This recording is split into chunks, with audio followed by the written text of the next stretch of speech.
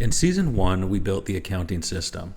We learned how transactions flow through journals, ledgers, trial balances, adjusting entries, income statements, cash flow statements, and net worth statements. We essentially built the operating system. In Season 2, we improved the precision of that operating system. We explored accruals, prepaids, timing differences, and reconciliations. We learned how to make the numbers more accurate. In Season 3, we shifted our attention toward analysis. We measured liquidity, we measured solvency, leverage pressure, resilience, and we measured funding adequacy. For the first time, we could evaluate the structural health of a household financial system.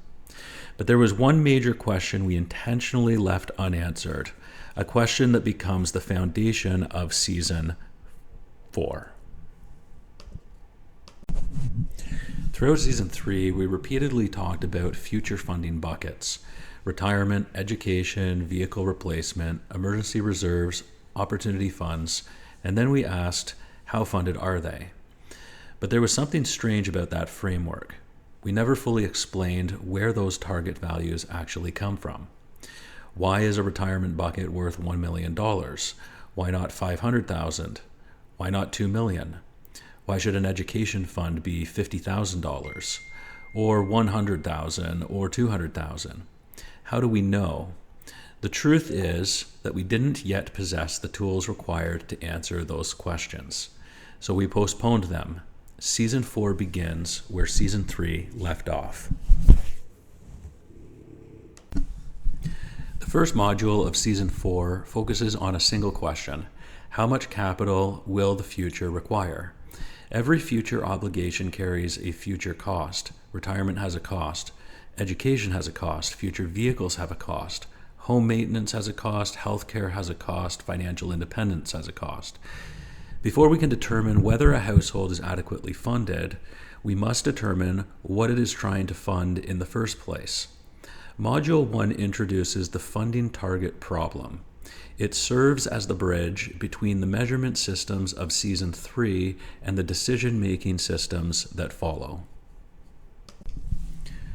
Once we understand that future obligations exist, another problem immediately emerges. A dollar today is not the same as a dollar 10 years from now. Time changes value. This idea becomes the foundation of finance. In Module 2, we will build the time value of money toolkit. We will learn future value, present value, compounding, discounting, inflation, annuities, perpetuities, nominal versus real dollars, and perhaps the most important concept in all of finance, the discount rate. Without these tools, future funding targets cannot be calculated. With them, future obligations become measurable. Now that we understand how value changes through time, we can finally begin building actual funding targets. Not rules of thumb, not internet opinions, not generic advice, actual models. We will calculate liquidity targets, retirement targets, education targets, vehicle replacement targets, home maintenance reserves, opportunity funds. For the first time, the funding adequacy framework from Season 3 will rest on a quantitative foundation. The buckets will no longer be assumptions, they will become outputs of a financial model. Most people ask, can I afford it? But finance asks a different question. What am I giving up? Every dollar allocated toward one objective cannot be allocated elsewhere. Choosing one path automatically eliminates another. This is opportunity cost, the hidden cost behind every financial decision. Understanding opportunity cost fundamentally changes how you think about money. Because financial decisions are not made in isolation, every decision competes against alternatives, and those alternatives matter. Once we understand opportunity cost, we can begin allocating capital strategically. Should surplus cash be directed toward debt reduction, investing, liquidity reserves? How about education, entrepreneurship, lifestyle spending? Households face the same challenge that corporations face: limited resources, unlimited opportunities. In Module 5, we introduce the concept of household capital allocation. The household becomes a portfolio of competing investments, and every dollar must earn its place. This is where finance becomes decision-making. Corporations use capital budgeting to evaluate investments. Households should do the same. In Module 6, we will introduce net present value, internal rate of return, payback period, capital budgeting. Then we will apply those tools to real household decisions. Should you buy a newer vehicle? Should you rent or buy a home? Should you go back to school? Should you start a business? Should you install solar panels?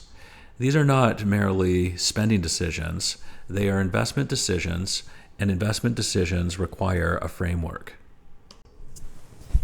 The season concludes by integrating investing into the broader household operating system. Why do financial assets exist? What role do stocks play? What role do bonds play? How does diversification reduce risk? How should investment portfolios align with future funding obligations? How should asset allocation support long-term strategic objectives? By the end of the season, investing will no longer be viewed as a separate activity.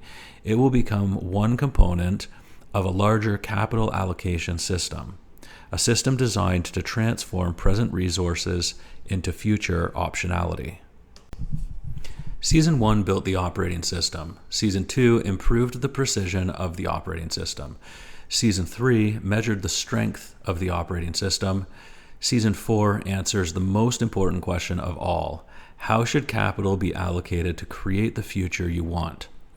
Because financial success is not ultimately determined by reporting, it is not determined by accounting, it is not determined by analysis. It is determined by decisions. Every decision is a bet on the future. And Season 4 is about learning how to make those bets intelligently. Welcome to Season 4, Strategic Financial Decision Making. In the next episode, we revisit funding adequacy and begin solving the question that has been hiding beneath the surface since Season 3. How big should each bucket actually be?